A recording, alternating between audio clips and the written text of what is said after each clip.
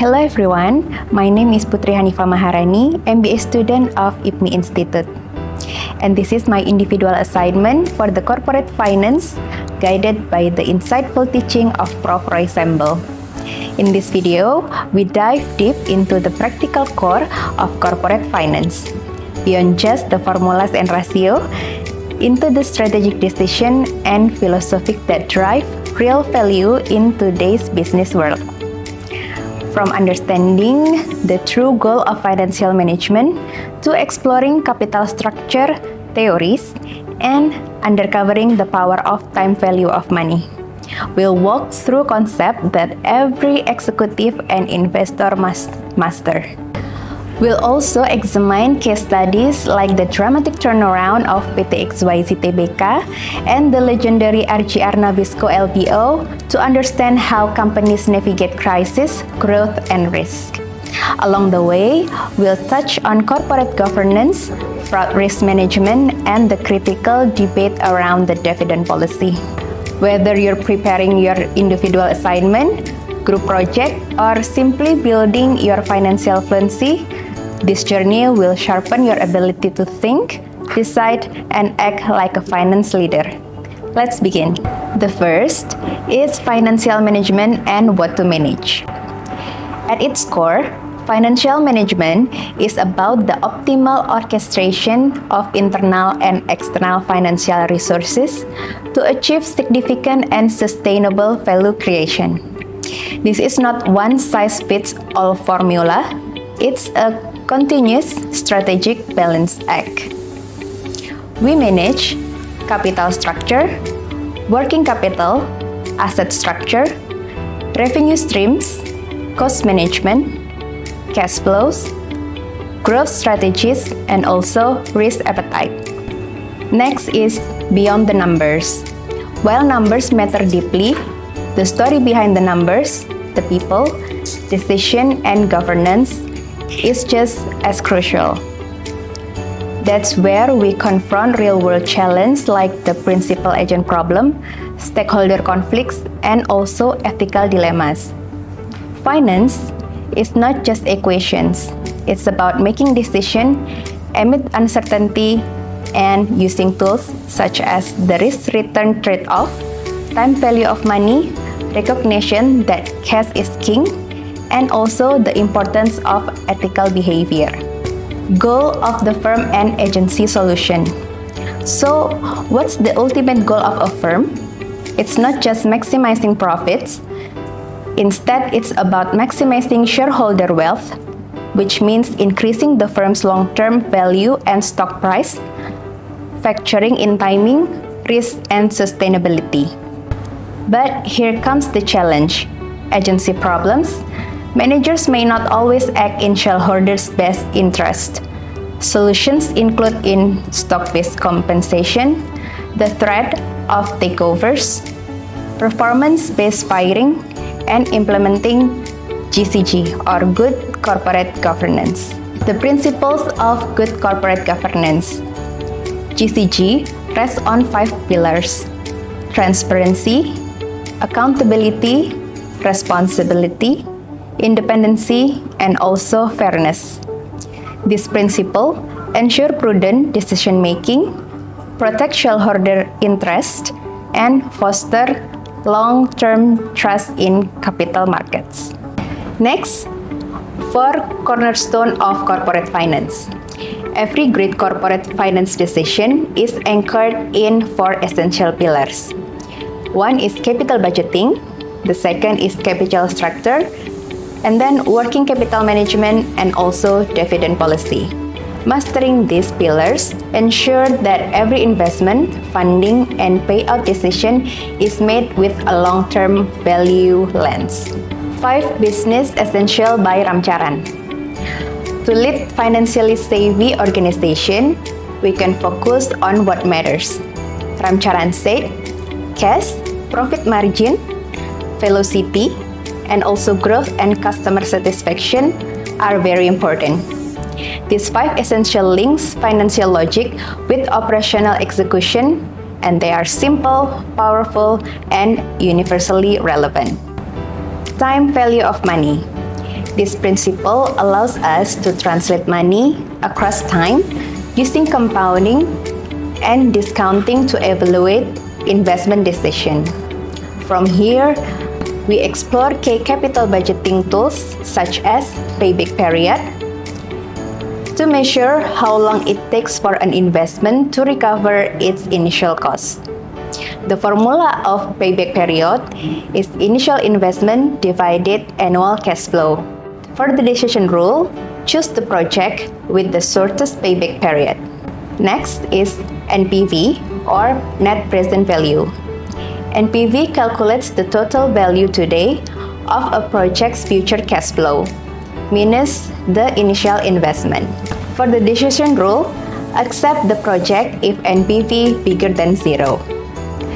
Profitability index or PI is the profitability index that shows the value received per unit of investment.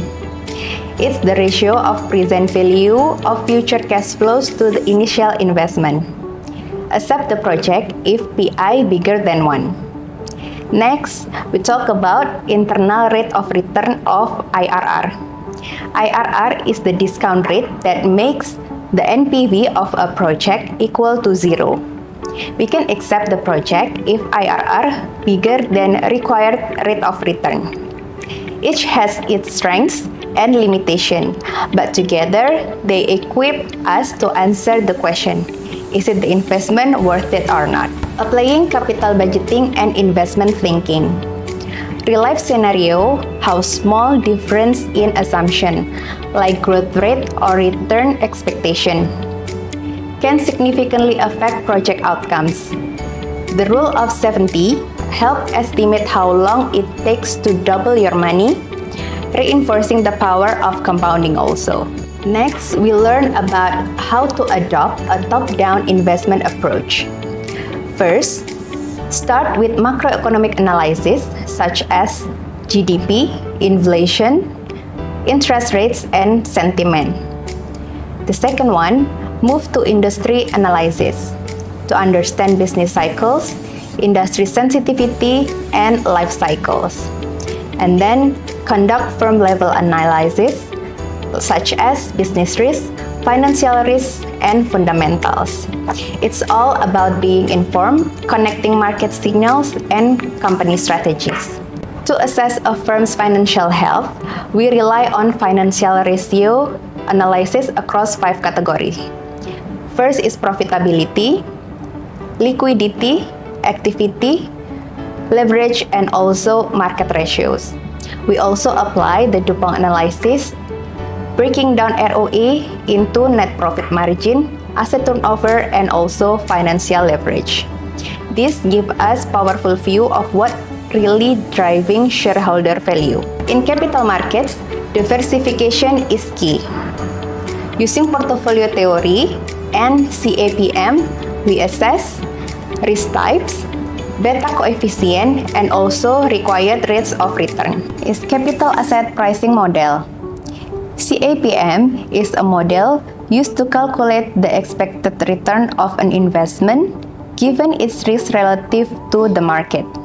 The purpose of capital asset pricing model is to estimate the return that investors require given the asset risk, often used as the cost of equity in financial analysis and company valuation. Then we calculate the weighted average cost of capital. WACC represent a company's average cost of capital from all sources, equity and debt, weighted by their proportion in the firm's capital structure. The purpose of WACC is the minimum return a company must earn on its investment to satisfy the investors. Used as a discount rate in NPV, valuation, and investment decision. Next is capital structure theory. From Modigliani and Miller's theory to real-world constraints, firm aims to find the optimal capital structure, a balance where the value of the firm is maximized, considering tax shield and financial distress risk. We also explored a real-world turnaround of PT XYZ Tbk from negative cash flow and suspended stock. The company underwent a financial restructuring, strategy realignment, legal resolution, and also operational efficiency boost. What is the result? Is profitability, positive cash flow, reinstate trading, and a jump in market capitalization from 2 trillion rupiah to 5 trillion rupiah. Next is the LBO case of RGR Nabisco. The iconic leverage buyout LBO case demonstrates that how private equity use debt to acquire companies, the role of the tax shield and agency cost reduction, the tension between management, shareholders, and bidders. It's a high-stake, high-leverage strategy, rewarding but also risky. Fraud risk management. Fraud is a silent destroyer. It often stems from financial pressure, opportunity, and rationalization. We learn to spot the red flags, strengthen internal controls, and implement whistleblower system or WBS. Statistics show fraud can happen at all levels, but prevention starts with culture and also system. The last is dividend policy. Should firm pay dividends or reinvest the profit? It's a classic dilemma with no one-size-fits-all answer. We explored dividend relevance versus irrelevance theories, the impact of dividends on stock price versus capital gains, and also strategic choice based on investor expectation and company growth opportunities.